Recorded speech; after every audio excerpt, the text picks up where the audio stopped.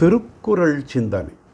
அறிவதற்குரிய ஒப்புரவை சரியாக அறிந்தவன் உயிர் வாழ்பவன் ஆகின்றான். அவ்வாறு அறியாதவன் செத்தவனாக இழிந்து கழிந்து ஒழிவான்.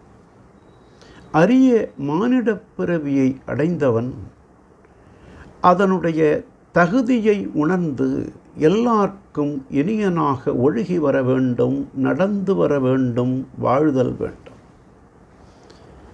அவ்வாறின்றி தன்னளவிலேயே உண்டு, தன்னளவிலேயே உடுத்தி கழித்து திரிபவன் உடற்சதையை வளர்த்தவனாக சுடலைக்கே, அதாவது சுடுகாட்டிற்கே சொந்தமாகின்றான். விலங்குகளும் உண்கின்றன, உறங்குகின்றன, இனப்பெருக்கம் செய்கின்றன. மனிதனும் அவ்வாறு வாழ்ந்தால் அவன் பிறந்த சிறந்த பிறப்பிற்கு ஏதுமே பயனே இல்லை.